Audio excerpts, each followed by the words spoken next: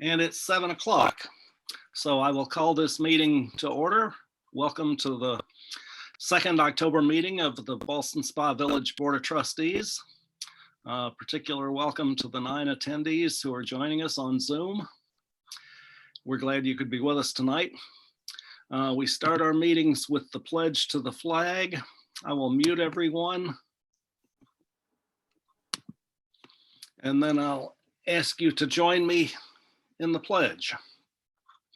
I pledge allegiance to the flag of the United States of America and to the republic for which it stands, one nation, under God, indivisible, with liberty and justice for all.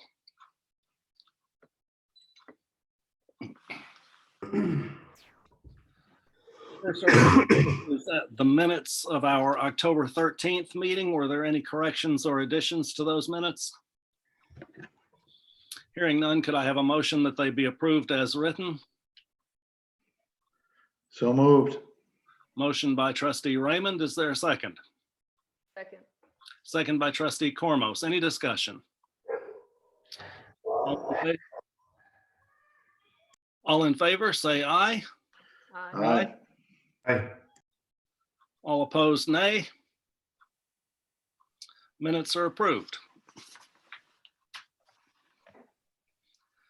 Next order of business is mayor comments. I just have a few tonight. First, two feel-good items that I thought you might enjoy.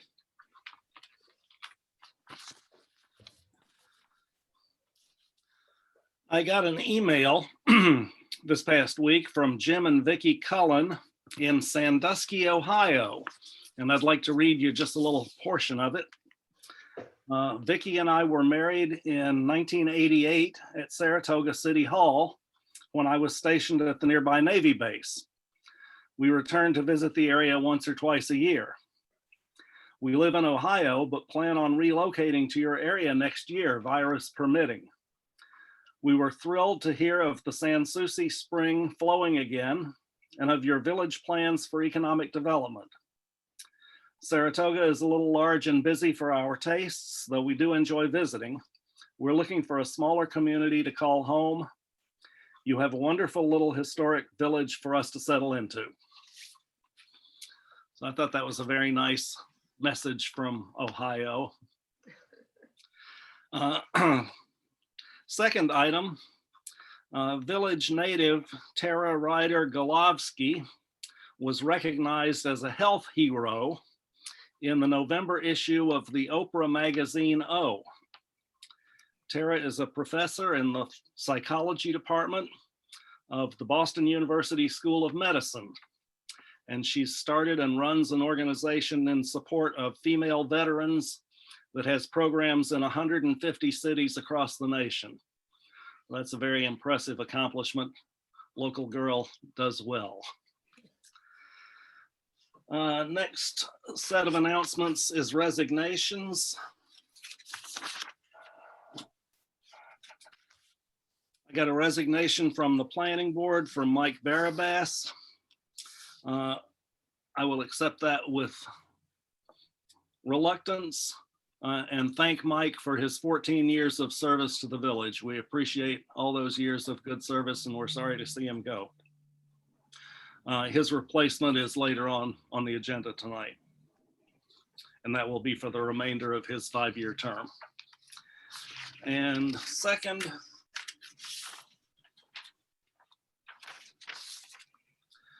Paul Lasky has resigned as chairman of the Zoning Board of Appeals, although he remains a member. He has been traveling a lot for his job, and he has not had time to do the job of chairman of ZBA.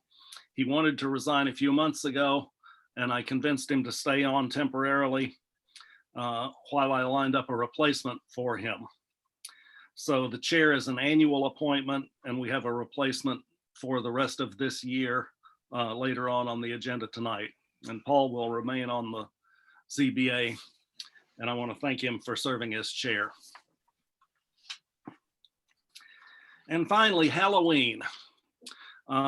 I am not going to make an unenforceable executive order about what people should or shouldn't do for Halloween. But I would certainly discourage door-to-door trick-or-treating this year. The village has 16 confirmed cases, the town of Milton 62, the town of Ballston 43. And there's been a significant countywide increase over the last week to levels comparable to the May and July spikes. So COVID is not gone, it's still very much with us.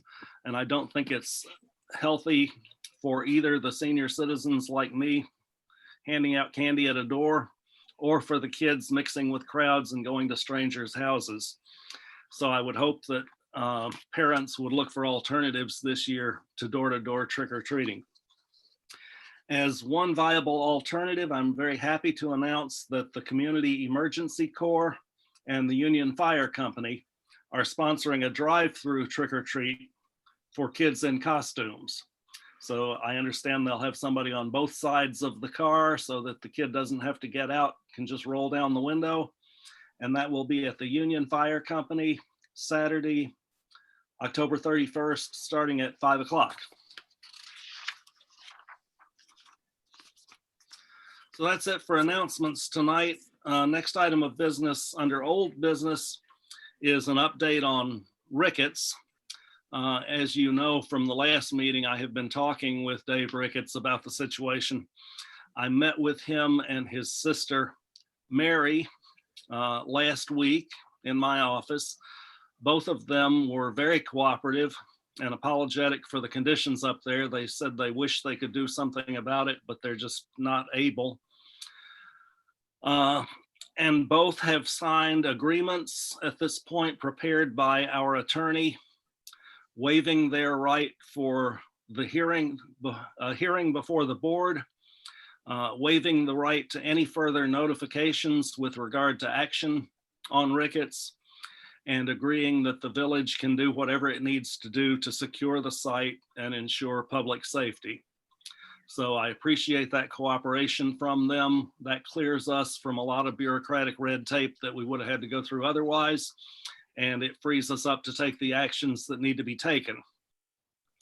The building inspector has recommended constructing a fence around the buildings and boarding up some windows on a side of the building that does not need a fence. And I have already asked the building inspector and the fire inspector to talk to fence contractors and get us some quotes. I got the first quote in this afternoon, right before the meeting, over email. I didn't look at it, but I will follow up on that, and hopefully at our next meeting, I'll have a motion on the agenda to authorize taking the necessary action. Hey, Larry. Yeah. Does the fenced-in area include the old car wash? Yes. And then did the Ricketts folks agree to pay for those costs on their tax bill or otherwise? I explained to them the way that it works, and they were perfectly agreeable to having it work that way.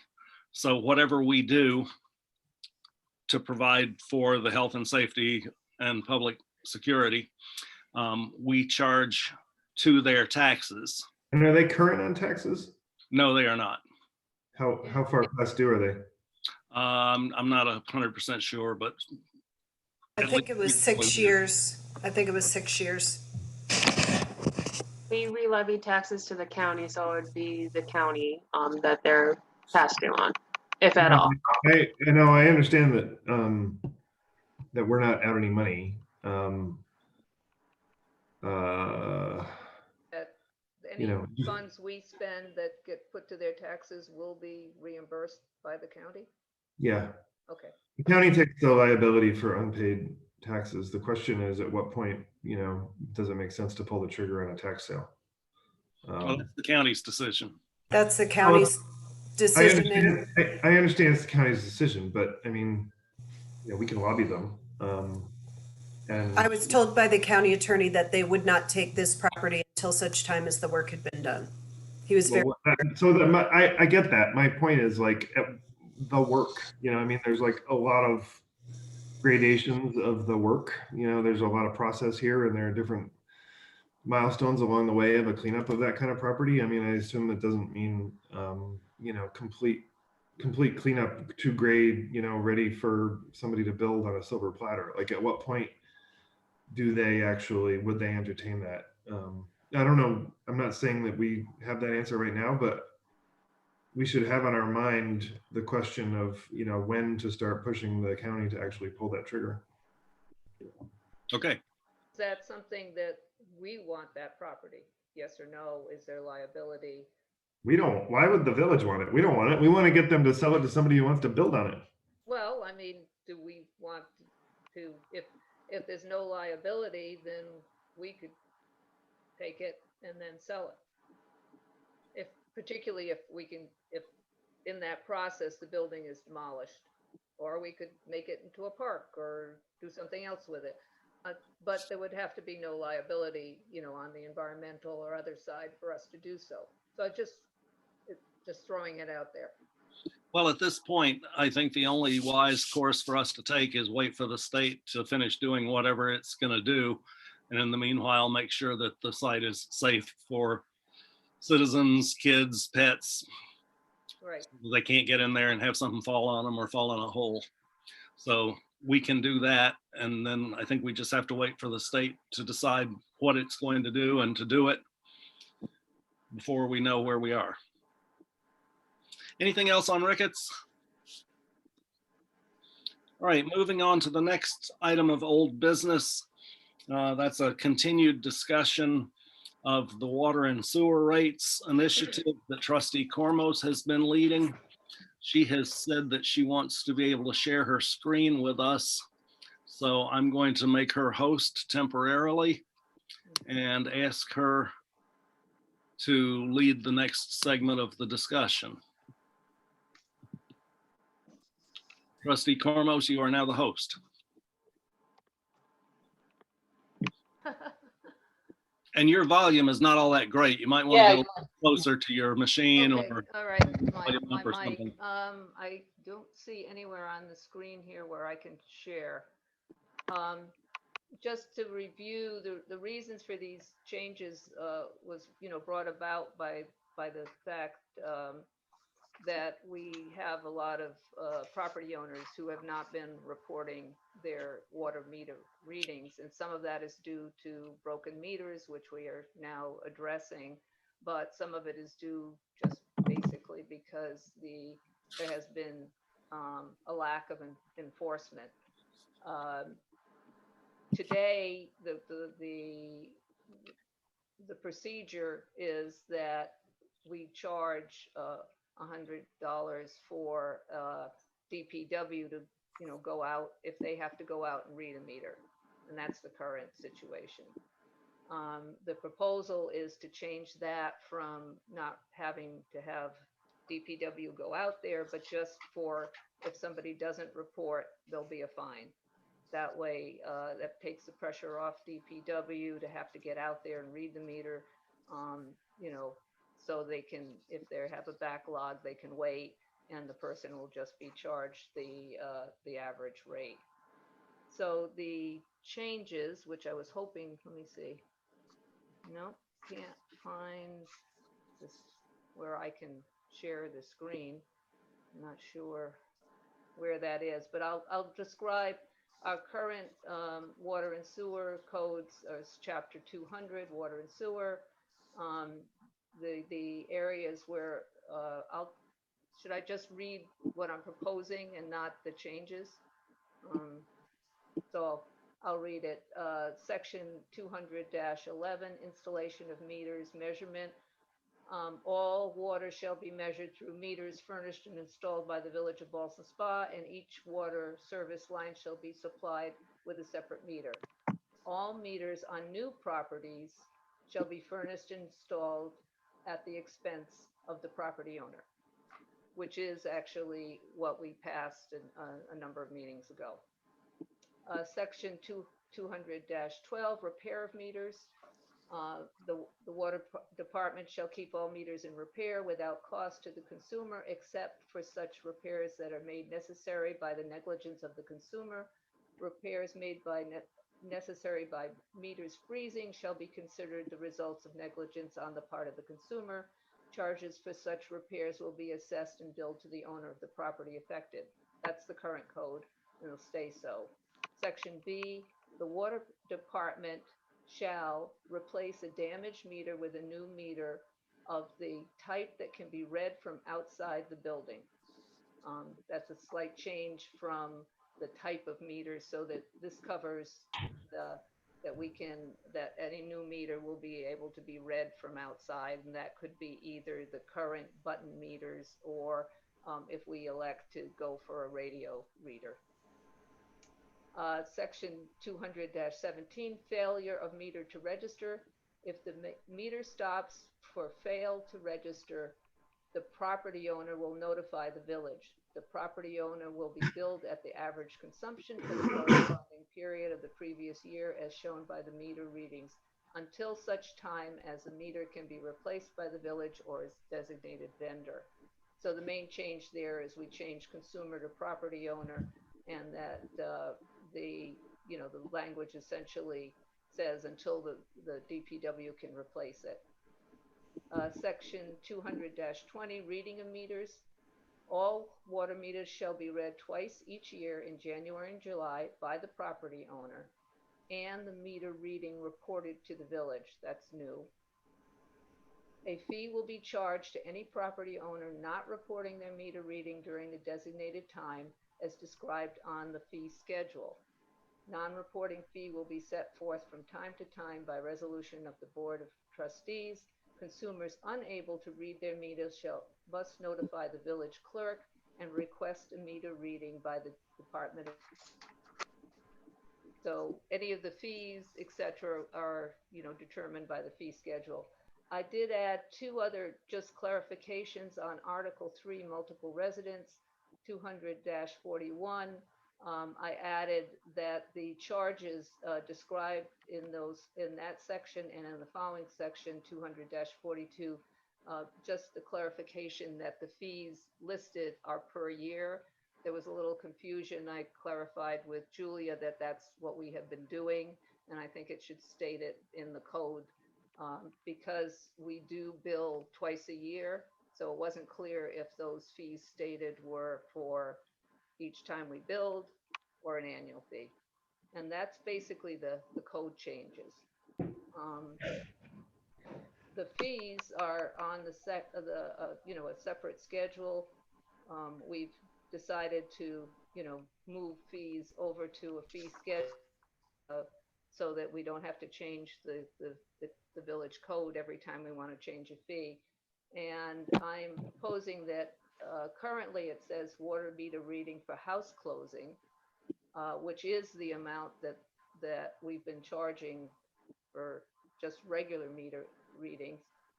The proposal is to not charge for other water meter readings, just for house closings, and then to add a fee for failure to report water meter reading.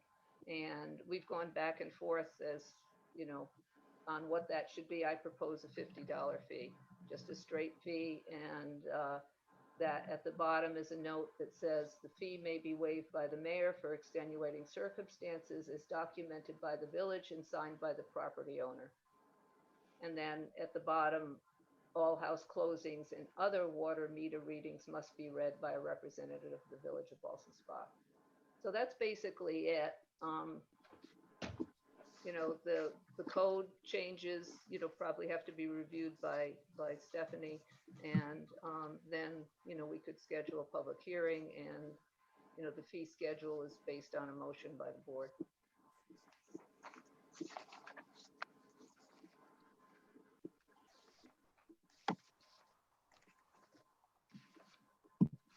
So, Okay, thank you. I'll reclaim host now. Just a quick question. The fee schedule that you sent out might have been earlier today had $100 on it. You're And Yeah, you I'm just said proposing 50. 50 based on, conversations back and forth. There was a proposal from NOAA to do a lower charge the first time and the second time, but I think that creates work for the village to distinguish. So sort of compromise, $50 fee for not reporting.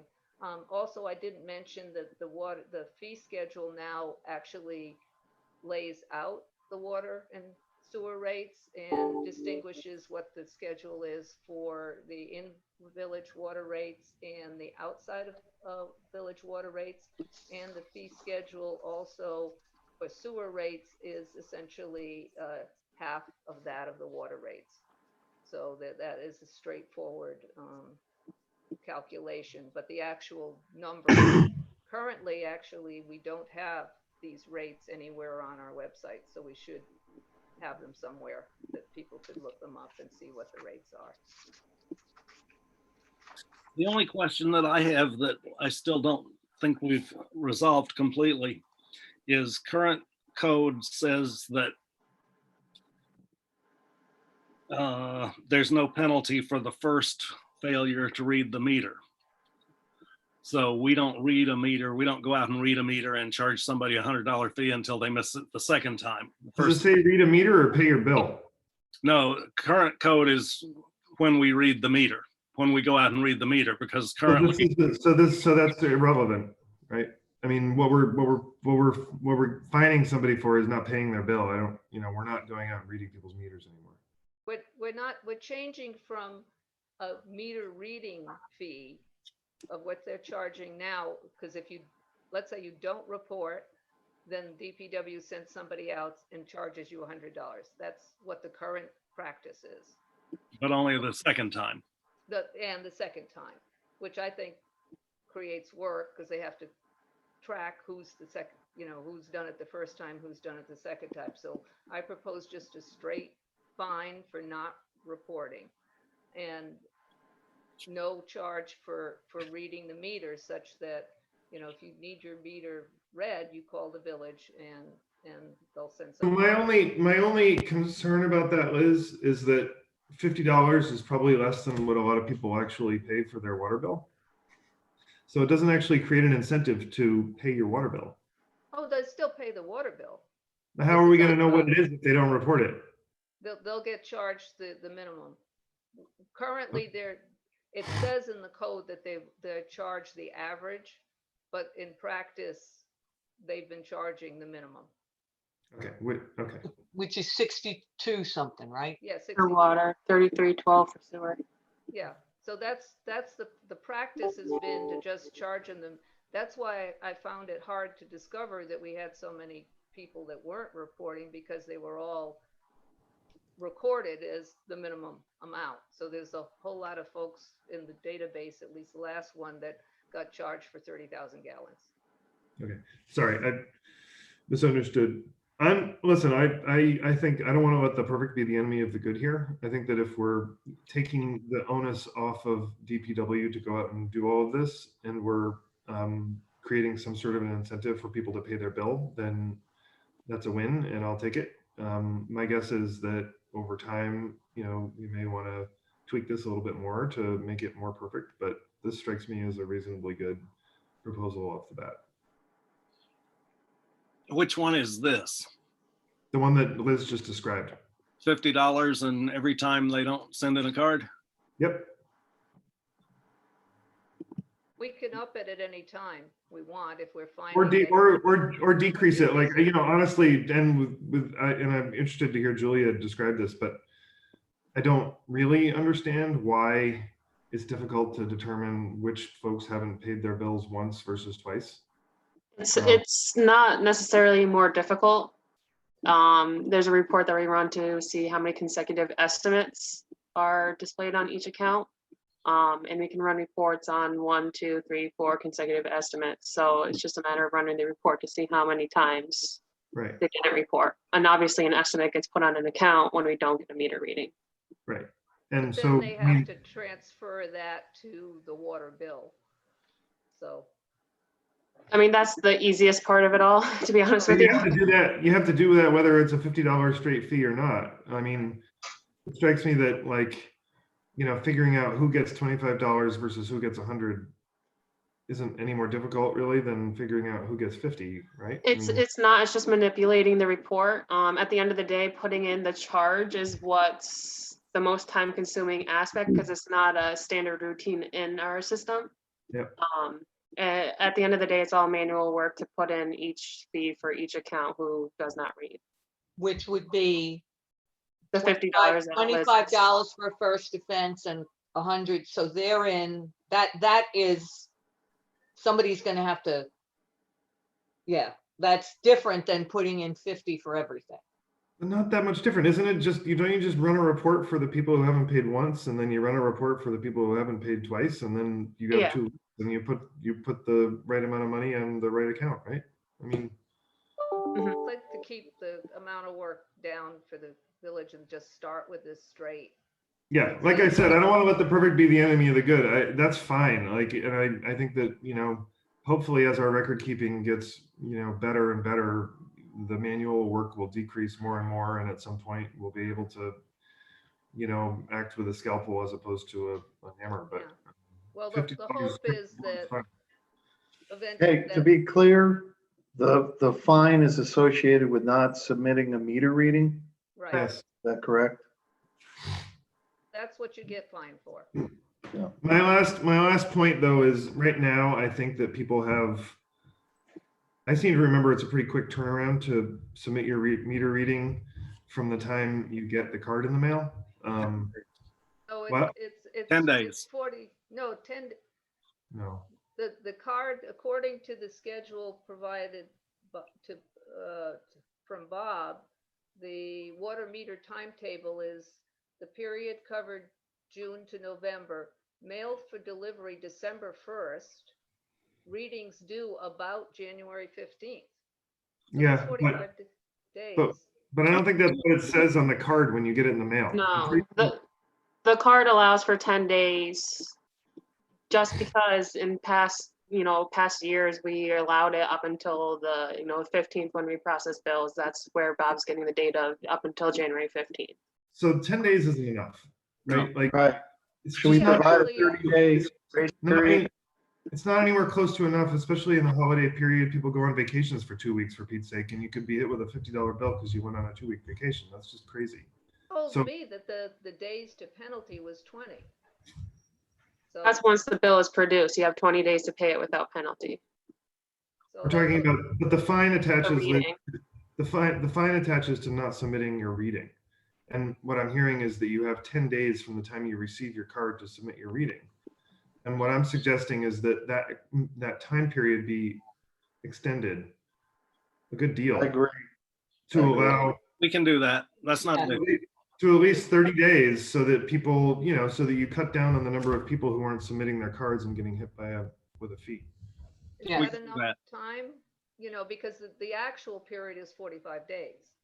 Yeah, but they don't know that. To pay the Yeah. bill. No, but Yeah. I mean, in other words, if we make it 30 days, does that leave enough for the Yes, processing? It does. and that Okay. really doesn't require board action though, because that's purely an administrative function. What it says on the card, how many days you've got, isn't part of the policy. So I'll be happy to take care of that. That's not an issue.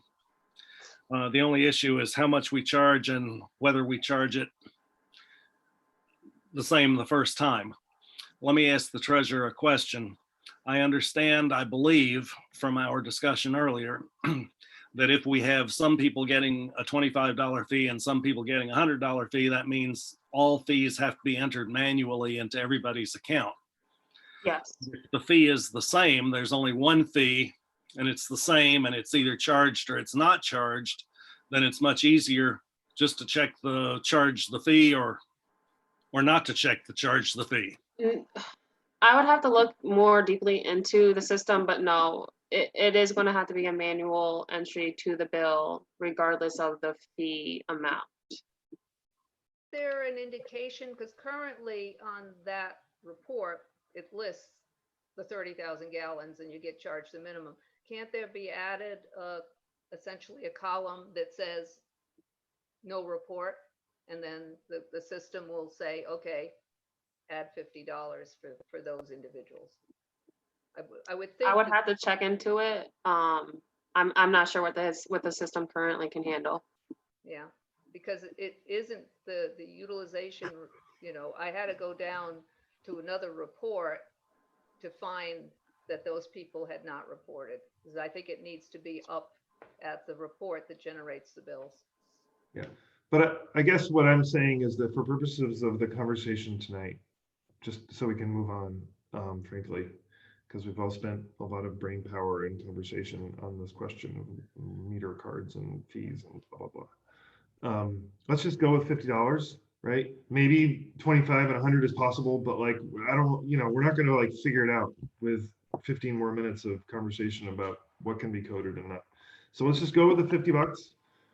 I think it'll work reasonably well. A year from now, you all can take a look at it and see if it needs to be tweaked. But it strikes me as better than nothing and imperfect all at the same time, which is about as good as you can expect from government. And simple is always better. Simple is much better to start with, especially. Yes, especially, yeah. And the mayor can waive the fee if someone calls in and has a reasonable reason why they didn't do it, he can waive the fee. And also, one of my concerns is what's the communication going to be on this? Like, assuming we go through the public hearing, when these go out in December, I just want to understand the process. When these go out in December, if people fail to return it in, 30 days after January 1st, whatever, this next cycle, they could get a $50 fine. What is going so to be? Will it be printed on the card? I think it needs more than being printed on the card. Well, I mean, really? I mean, I hear you, Yes. but like, if somebody changes the fee when I make my car payment late, it's not like, it ends up on my Facebook page. I think that if we put it on the meter card, when we send it out, what the penalties are for not paying, that should be enough. I mean, I agree. We should also, put something on the website and say what we did. And I think in Larry's letter, the letter that you send out, Larry, it should say it in there. Yep, I've got that in my notes. Yeah. And that's what I'm talking about in terms of communicate. I just want to make sure it gets communicated, and the website is a good thing, and the Facebook page, when when these things go out to tell people that it's coming. Well, we've got two separate things going on tonight based on Trustee Cormos's recommendations. One is changing the code, and the code will have to be changed before a fee is charged, because currently the code doesn't say anything about charging a fee. Correct. In order to change the code, we have to have our attorney fill out all the proper paperwork and forms that go into the state. We have to have an initial reading of that. Then we have to have a public hearing, and then we have to take action. So whether we actually have that done by the time meter cards go out in December seems to me not likely, given that we've only got 2 meetings in November. So I think we should ask our attorney to go ahead and start working on this expeditiously and see how quickly we can get it done. In the meanwhile, we don't have to have public hearing or anything else to change the fee schedule. So we have a motion to change the fee schedule right here tonight at the meeting, but with the understanding that it won't have any effect on anything until the code is changed to specify that there is a fee. So I'm not sure if there's any point changing the fee schedule now. No, probably not. So we'll just hold that until, we have the final, the public hearing, and at that time we can approve the fee schedule. And if it's before the next cycle, then it goes into effect then. If it takes longer, then it has to go into effect the following cycle. Okay. And the other advantage to waiting is that this will give our treasurer a chance to play around with the system and see what types of fee options can be accomplished, and maybe we'll have more information before we actually pass a motion about what we can and can't do. That sounds reasonable. Yep. I think I interrupted you, Trustee Raymond. I apologize. No, that all sounds reasonable. I would also add that, have we considered a mechanism on the village website that people can electronically submit their meter readings? Yeah, that's a great idea. We're working right now on fillable forms for the website so that people can go on the website and fill out forms and have it be done with. So that's another example of something that we could use that feature for. That'd be great. Are we working with the folks that we, the new website? Is that what you're referring to? Yep, we're currently in an implementation queue. So once that gets freed up, we'll be next. No, independent of that, we've been working, the planning board and the zoning board and the building inspector have been working on revising all our forms and applications and so forth. And when that gets done, our goal is to make those fillable online as well. So that's sort of a parallel process. We're looking into how you make forms fillable online and whether that's software that we should have or something we should pay somebody else to do and so forth and so on.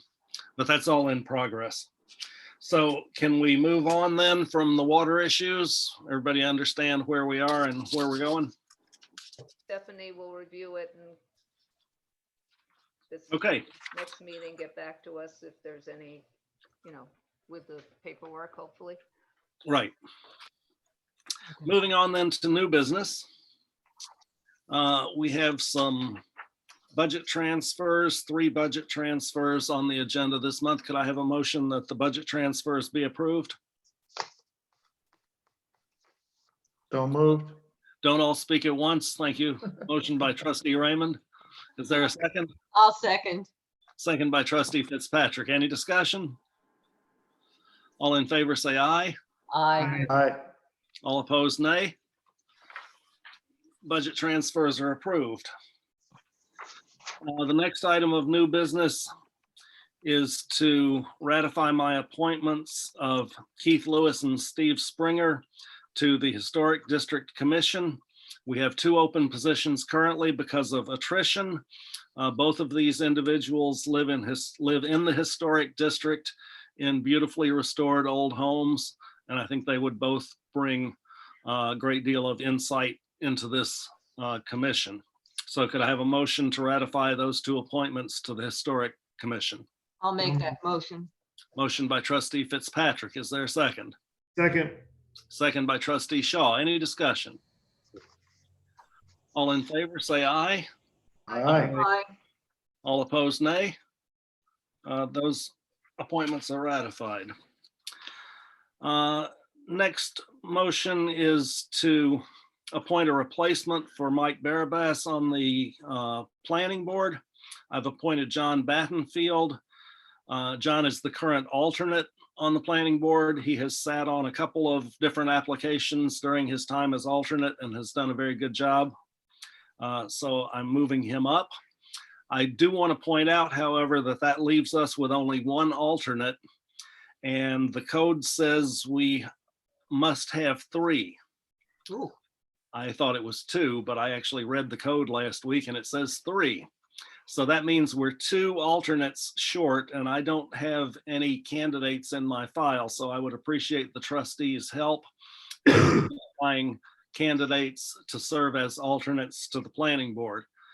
Typically, the cycle works, in my experience in multiple planning boards, is the alternates frequently move up when there's a vacancy. So being an alternate gives you a good opportunity to live and to learn. So I'd appreciate some nominations over the next few weeks if you can come up with anybody who would be good. In the meanwhile, could I have a motion to ratify my appointment of John Battenfield to the planning board to fill the unexpired term of Mike Barabas?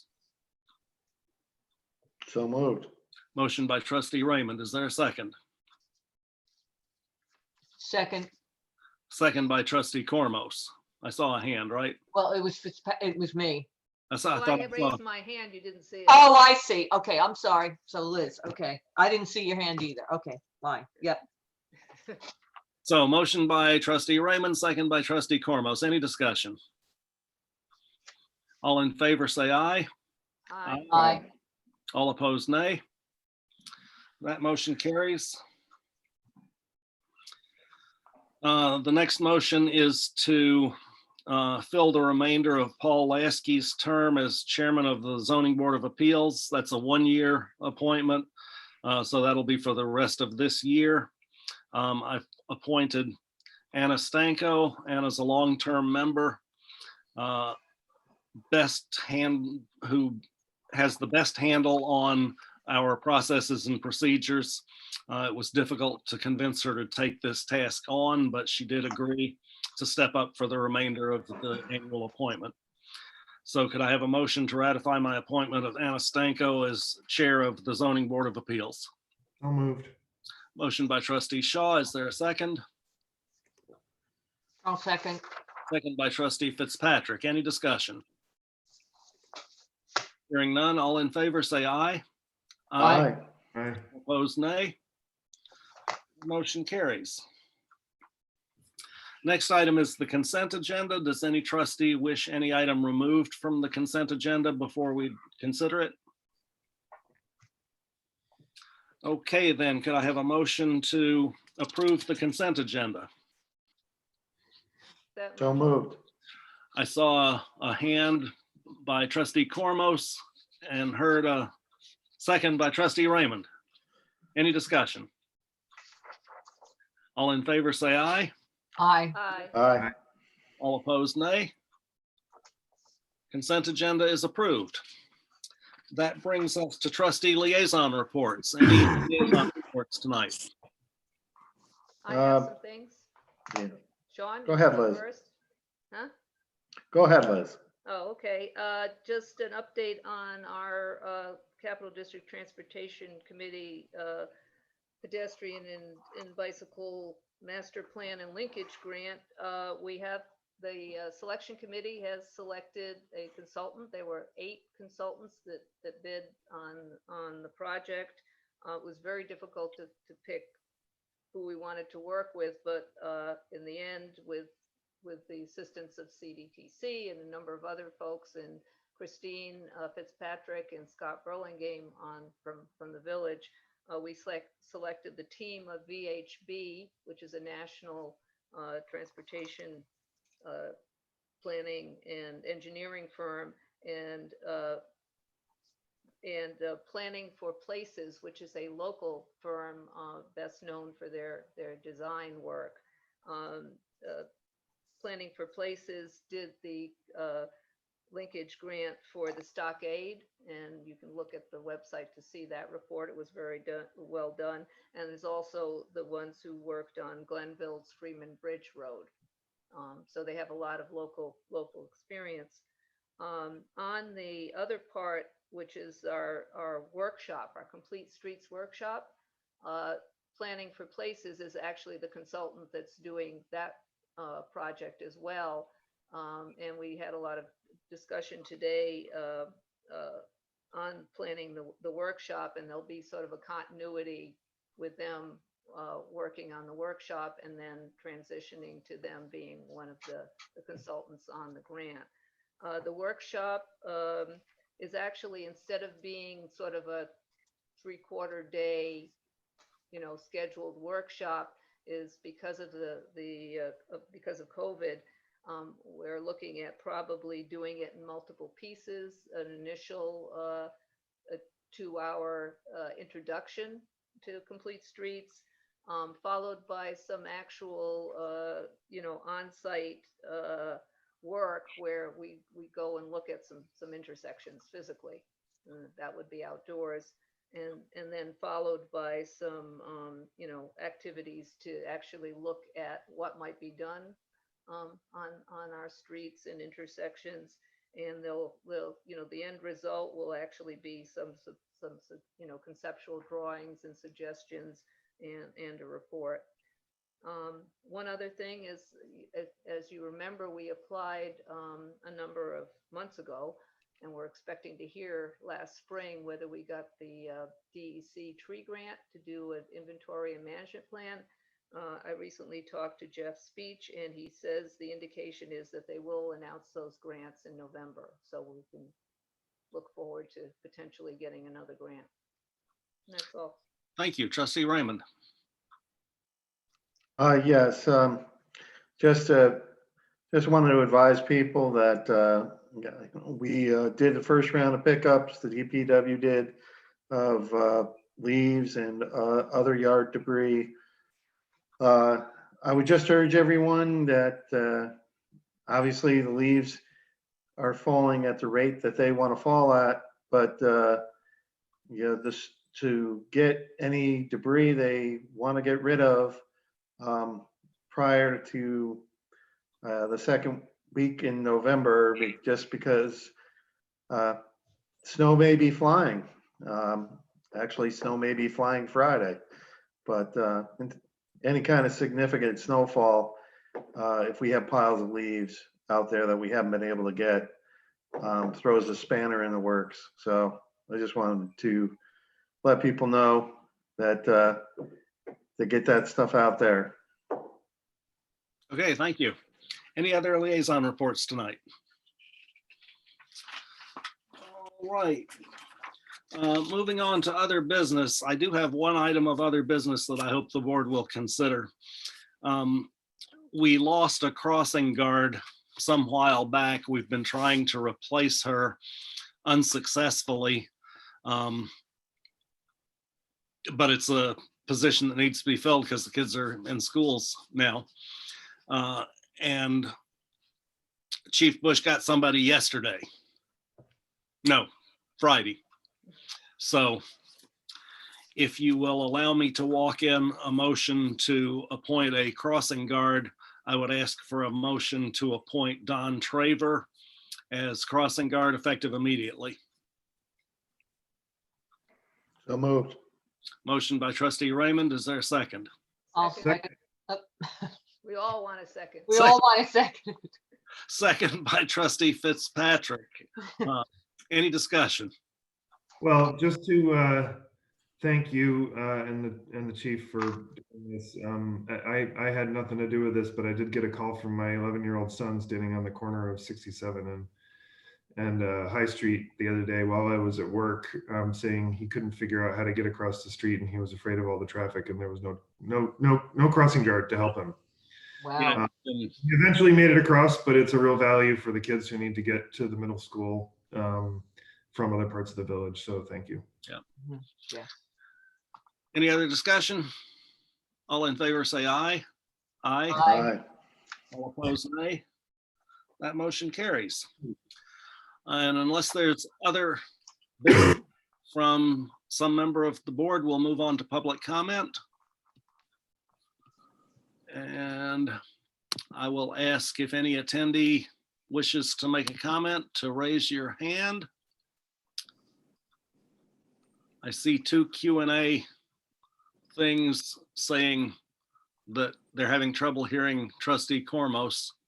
I need to get one of those headsets with a microphone. And I see a hand from Mrs. Ryder, so I will unmute her. Mrs. Ryder, I have unmuted you, but I think you're still muted. I think you have to unmute yourself also. Good. Now we Okay, should. Larry, can you hear me now? Yes, sounds good. Okay, I'll make this very brief, but I will admit that I was putting something in the microwave when the meeting was started, and I think I heard you refer to something about the old magazine. I did. Okay, and no, I just want to say that I have a feeling where you got this from, but I don't know where you got it from, but I just wanted to thank you. I'm getting a little emotional here for mentioning that because, it's my daughter Tara, and probably 4 or 5 years ago, she was appointed to be the director of the Women's Health Science Division of the National Center for PSD for the country. And I just think it's sort of cool that little girl from Ballston Spa,